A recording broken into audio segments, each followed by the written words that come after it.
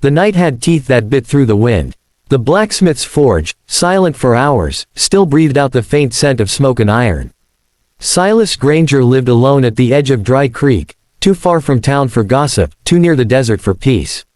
He hadn't spoken to another soul in months, and he liked it that way.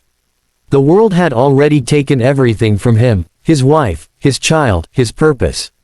What remained was steel, solitude, and whiskey.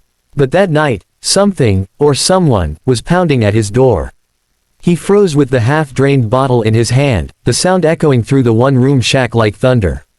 It wasn't the wind. It was a fist. 3 sharp knocks. Then silence. Then again, harder. "Who's there?" he barked. No answer. He set the bottle down, grabbed the pistol off the shelf, and moved slowly to the door. The third set of knocks came just as he pulled it open. There she was. A woman, half collapsed, hair wild, coat torn, eyes burning with fear. Blood trickled from her forehead. Her dress was caked in dirt and dried crimson. "Please," she whispered. "They're coming." Before he could answer, she crumpled at his feet. Dash dash dash. Silas didn't bring strangers into his house. Not anymore. But leaving her to die in the cold seemed a sin even God wouldn't forgive. He carried her inside and laid her on the cot by the fire. Her pulse fluttered weakly under his calloused fingers. He poured whiskey over her wound and wrapped it with a strip torn from his shirt. The woman stirred but didn't wake. Outside, the wind picked up. It howled like a dying thing. By morning, she opened her eyes. "Where am I?" she rasped. "My place," Silas said. "You rode in looking like you'd met the devil." She tried to sit, but pain bent her in half. "I can't stay here. They'll find me." "Who?" Her gaze darted to the door. "Bounty men." Silas frowned. "You wanted by the law." "I didn't kill him," she said, her voice breaking. "But they think I did." He didn't press further. He'd seen enough liars to recognize truth when it trembled in front of him. "Rest," he muttered, setting a tin cup of water beside her. "You're safe here." But he wasn't so sure. Dash dash dash. That night, Silas sat by the fire, sharpening his old hunting knife. The woman, Clara, she said her name was, slept fitfully, muttering in her dreams. He could hear every crack of the fire, every beat of her breath. He hadn't felt this alive in 15 years.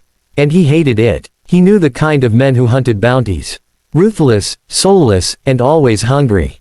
If they were after her, they'd sniff her trail all the way to hell. Around midnight, a sound split the dark. Horses. Silas's knife froze mid-sharpen. He peered through the shutter. 3 riders, torches in hand, scanning the hills. He cursed under his breath. Clara woke, gasping. "They found me." "Stay quiet," he hissed, grabbing his rifle. The riders dismounted. One kicked open his corral gate. "Tracks end here," a gruff voice said. "She's close." Another laughed. "You think she'd come all the way to this dump?" "Maybe. That blacksmith's a ghost himself. Perfect place to hide." Silas's finger brushed the trigger. But then he stopped. If he shot, there'd be more. Always more. He waited until the men moved on. The torchlight faded down the trail. The silence returned, but it wasn't the same. It was heavier, like the air before a storm. Dash dash dash. By morning, Clara was gone. The cot was empty. The door ajar. Silas's stomach twisted. He stepped outside, and there she was, standing by the forge, staring at the mountains. "I can't stay," she said without turning. "They'll come back. You'll get killed." He crossed his arms. "You think you're the first ghost I've seen." "You're safe here," I said. She looked at him then, eyes glassy. "Safe? I'm worth $10,000, dead or alive." The words cut him clean through. 10,000. She nodded. "They say I killed Marshall Dalton. I didn't. But proof don't matter when men smell money." Silas felt the ground shift beneath his feet. $10,000 could buy freedom.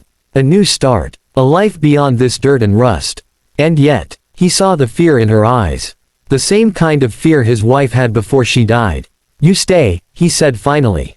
"Let him come." Clara shook her head. "You don't even know me. I know you're alive. That's enough." Dash dash dash. 2 days passed. Silas taught her how to load the rifle, how to keep quiet when the coyotes cried. They didn't speak much, but sometimes, when she smiled faintly, he almost forgot she was a hunted woman. But on the 3rd night, the riders returned. More this time, 5 of them. Clara saw them first. They found me, she whispered. Silas handed her the pistol. You shoot only if you got no choice. He stepped outside, rifle in hand, and shouted into the dark. You boys lookin' for something? The leader grinned from his saddle. We're lookin' for a woman, Granger. Name's Clara Vale. Worth 10 grand, dead or alive. You seen her? Silas didn't flinch. Ain't seen no one but my own shadow. The man's smile turned sharp. Funny thing, that. Her horse was found half a mile from here.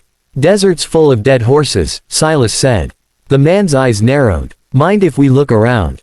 I do. The silence stretched. Then, faster than breath, the bounty man drew his gun. But Silas was faster. The rifle roared, and the man dropped from his saddle like a sack of stone. The other four opened fire. Bullets tore through the forge walls. Clara screamed, ducking behind the anvil. Silas fired again, another man falling. Smoke filled the air, and the scent of blood mixed with iron. When the gunfire stopped, 2 of the riders fled into the hills. The last one crawled on the ground, clutching his leg. Silas walked over, gun still warm. Who sent you? The man spat blood. Her husband. Silas froze. Marshal Dalton ain't dead, the man wheezed. He's alive, and he wants her back. But he'll pay double if she's brought cold. Then he went still. Inside, Clara sat shaking, her face pale as moonlight. He's alive, she whispered. No, he can't be. Silas said nothing. He sat down beside her, gun in his lap. Tell me the truth, he said softly. Her lips trembled. He used to beat me. I ran. He said he'd rather kill me than let me go. I thought I did kill him that night. But if he's alive, she broke into sobs. Silas felt something burn in his chest, not anger, not pity. Something darker. He stood. Then we end it. By dawn, they were gone, riding toward the canyon where Dalton's men made camp. Silas rode like a man with death at his back, Clara clutching his coat. When they reached the ridge, smoke curled up from below. Dalton's camp, 5 tents, a corral, a dozen horses. Stay here, Silas said. No, she said. He's mine. He didn't argue. They crept down through the rocks. Dalton stood by the fire, tall, scarred, eyes cold as iron. Well, I'll be damned, he said when he saw her. The wife returns. Thought I'd have to pay for your corpse. Clara's hand shook on the pistol. Dalton grinned. You gonna shoot me this time, sweetheart? Or just cry again? She hesitated, but Silas didn't. The shot rang out like thunder. Dalton dropped, eyes wide. Clara fell to her knees. The echo of the gunshot rolled over the hills, then silence again.